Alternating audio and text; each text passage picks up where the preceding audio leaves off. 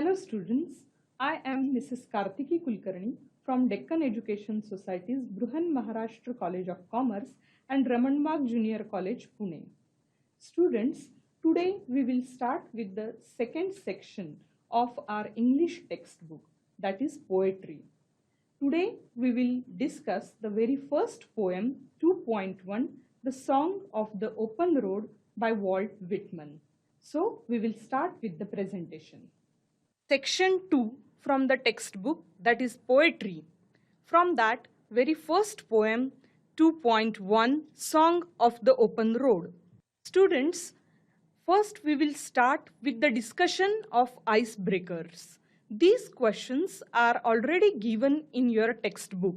So today, first of all, we will discuss the answers of these questions. Choose the mode of travel that you would like the most for a journey. Here 4 options are given for you: airways, waterways, railways and roadways. You have to select any one from these 4 options, and according to that selected option you have to solve the remaining questions. So here I have selected roadways. So now from the point of view of roadways we will discuss the remaining questions. First, give reason for your preference. Means why you have given the preference for roadways. Answer is, we can enjoy the natural beauty, that is greenery, mountains, etc. while traveling on the road. Second, we can travel through the remote areas. Third, we can see various geographical features when we are traveling by roadways. Second question, discuss with your partner the preparations you would like to make for the journey chosen. So, the preparations are: first, keep emergency contact numbers with you because we never know what obstacles we need to face during the journey. So, always keep emergency contact numbers with you. Carry documents like Aadhaar card, license or the tickets, maps, etc. with you. Third, carry first aid kit, water bottle, some food, mobile charger, etc. for the emergency purpose. Question 3. Discuss the ways in which you would overcome the problems you face during your journey. Means while traveling on the roadways, if you face any kind of problem or obstacle, then how you will try to overcome from that problem. So the answer is, first, I would inform my dear and near ones. Means whenever you are in the problematic situation, you have to call your parents, that is dear and near ones. Second, I would try to take the local help, because if you are far away from your home, that time it's very difficult that your parents will reach at the problematic place. So you have to try for the local help. And third, I would take the help from police. 4. During every journey, we have to observe certain rules. Yes, it is true. When we are traveling, maybe roadways, maybe it is airways or waterways, we have to follow some rules strictly. So here the question is, discuss your ideas of the journey without any restrictions. Means the question is, when you want to travel or when you want to make a journey without restrictions, restrictions-free journey, that time what is your planning? Answer is, I would like to go alone so that no one will disturb me. Second, I would like to take my favorite car or bike to enjoy the journey. Third, I would like to go on an adventurous trip. So students, these are the answers. You may have the different answers in your mind. So discuss that answers or ideas with your friends and then solve these questions. Now about the poet. This poem is written by Walt Whitman. Walt Whitman was an American poet, essayist and journalist. He was known as father of free verse. His O Captain, My Captain was widely popular poem. His Leaves of Grass was published in July 1855. Now, students, we will start with the explanation of the poem Song of the Open Road by Walt Whitman. Here, this poem is actually written in free verse. Now, free verse means the poem or the verse which don't have any rhythm, any rhyming scheme or rhyming words. So here in this poem, even you are not able to see the particular stanzas. Means this poem is not divided in stanzas. But for the explanation purpose, I have divided the lines into stanzas. So we will start with the first stanza. I will read, listen carefully. Afoot and light-hearted, I take to the open road. Healthy, free, the world before me. The long brown path leading wherever I choose. Glossary means meaning of difficult word, afoot. Afoot means in preparation of. So this word is used in the very first line of the poem. Afoot and light-hearted means when poet had started his journey on the open road, he was in the preparation and he was light-hearted. Light-hearted means without any burden, without any tension. In preparation means well prepared. He had started his journey. So that's why poet says, I take to the open road. Means I have started my journey on the open road. Healthy, free, the world before me. As the poet is well prepared, confident, and he is very, very far from the burden, because he said, I'm light-hearted. And that's why when he has started the journey on the open road, he saw a healthy, free, the world which was free from the burden, pressure. And that's why he said in the second line, healthy, free, the world before me. I'm able to see that free world in front of me.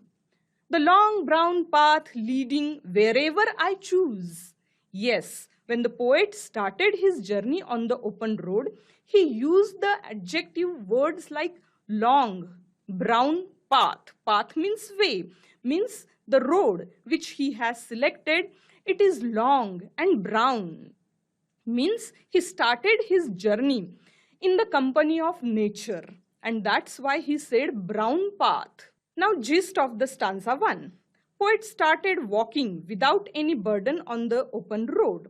When he has started his journey, he was happy, healthy and free. He chose his own path to walk on. Now second stanza. Henceforth I ask not good fortune. I myself am good fortune. Henceforth I whimper no more. Postpone no more. Need nothing. First we will see difficult word, whimper. The meaning of whimper is make a series of low, weak, sad cries.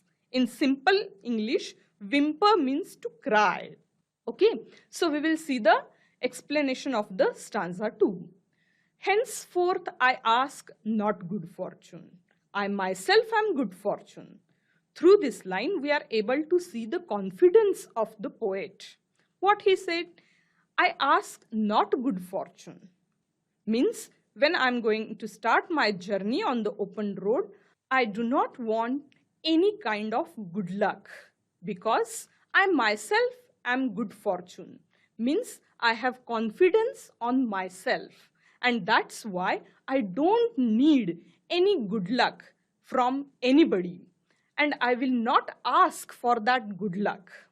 Next he said, henceforth I whimper no more. Whimper means to cry, but the word no is there. Means what poet says here? That I will not cry. Henceforward I will not cry for anything in my life. Postpone no more.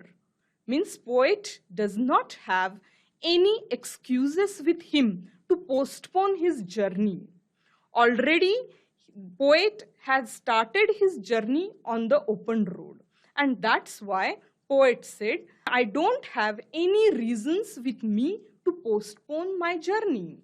Need nothing. Already I have everything in my life. And that's why poet said, I need nothing. Means he don't want anything. Already he has everything. So with that things, he wanted to start his journey on the open road. And in the first stanza, we have seen that already he had started that journey. Gist of the stanza 2. Poet in the second stanza doesn't want any kind of support or good luck. He believed that he is the creator of his own life and so doesn't want to cry for anything because he is satisfied. Stanza number 3. Done with indoor complaints, libraries, querulous criticism, strong and content I travel the open road. Difficult words, querulous. The meaning is complaining. So, what poet said here? Done with indoor complaints. Means, in the past life, poet has done with all the indoor complaints, means criticism about his own life. He has done with all that kind of criticism related to life. He has faced many obstacles, many problems in his life, and he had overcome from that. Now, he has done with all that type of criticism and problems. Then he has done with the libraries. Libraries means here different places from where we get the information or knowledge. So, poet said he had done with that libraries also and with the querulous criticism. Means he has done with complaining also regarding the life. Now he don't have any complaints regarding the life. Next he says, strong and contained, I travel the open road. Means after whatever he done, whatever problems he had in the past in his life, he has done with that, and now with that experiences, poet is strong to face the new problems in life. He is strong to face the obstacles on his journey, and content. Content means satisfied. I travel the open road. Means whatever he has in his life, he is contented. Means he is satisfied with that. And with that strongness, with that satisfaction, he has started traveling on the open road. Gist of the stanza 3. Poet in the third stanza says that he is strong and contented with life. He doesn't have any complaints from life. He has done with all that. Stanza 4.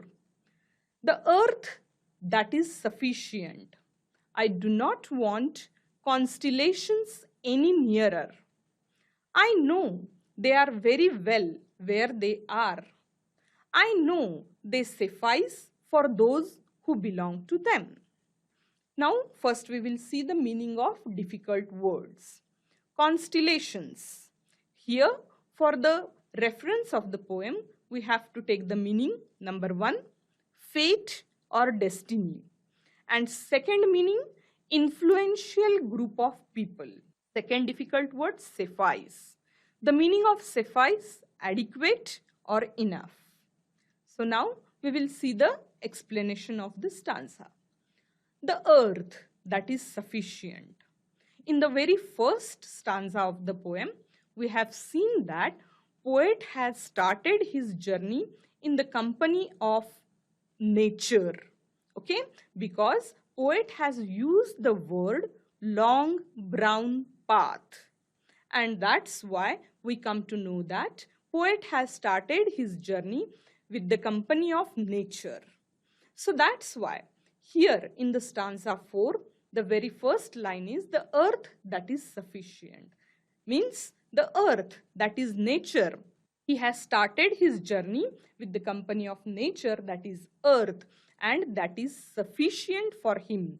Means whatever things he will need during his journey, the earth or nature, they will provide him, and that is sufficient for him. He does not want anything more on his journey. I do not want constellations any nearer. So constellations means fate or destiny. So further poet said he does not want any type of destiny, or he does not want any kind of help from the influential group of people.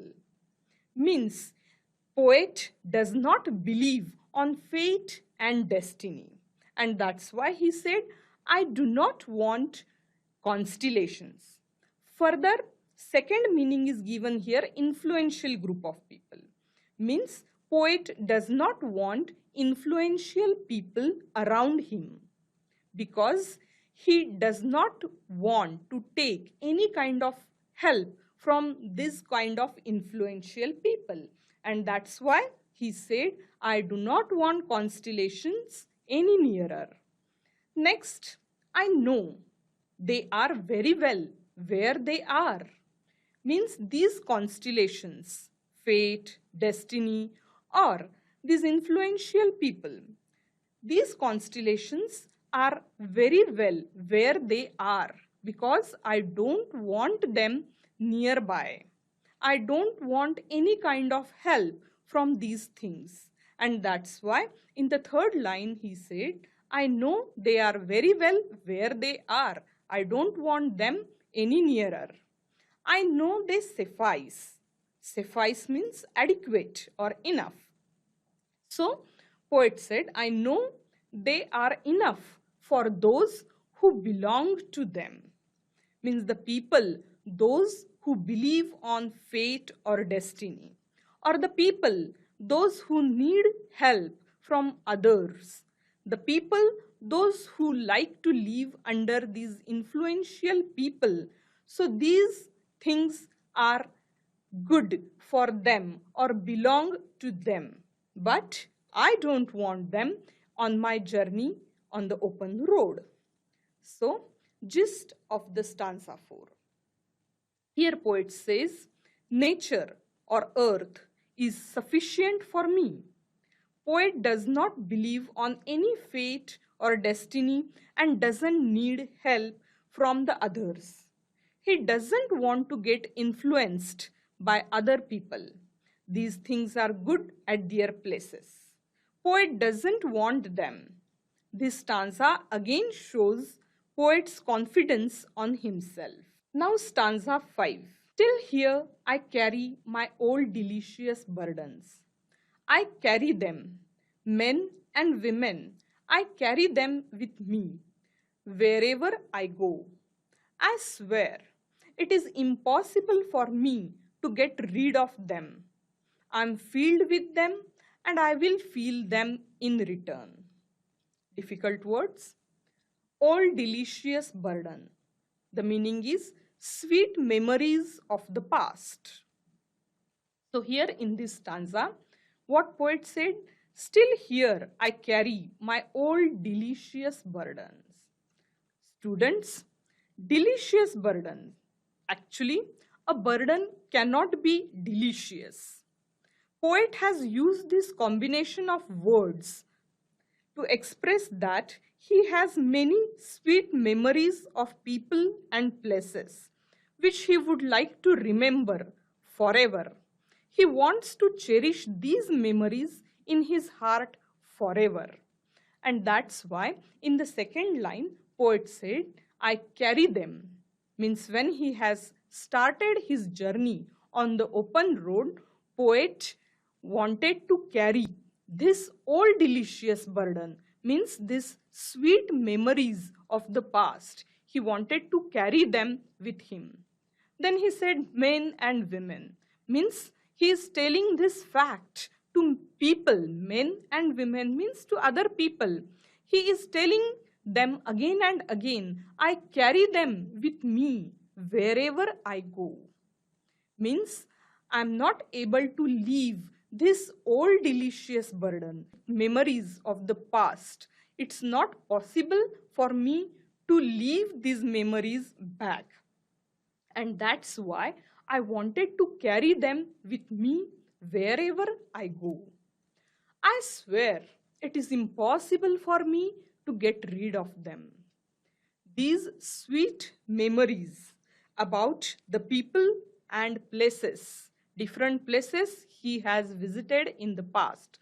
So all that sweet memories are with him, and it's not possible for the poet to get rid of them. To remove that memories from him, it's very difficult task for the poet.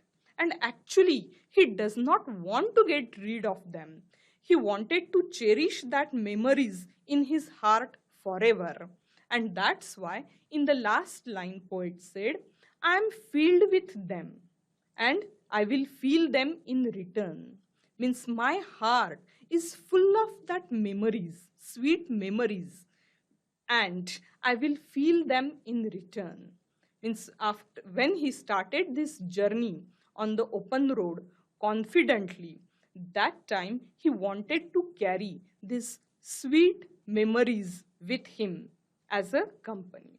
So students, this is the explanation, stanza wise explanation of the poem. So students, here on the screen you are able to see the whole explanation of the poem Song of the Open Road. It is a motivational free verse written by Walt Whitman. The poem is in the voice of poet who is ready to start on a journey. He is open-minded, light-hearted.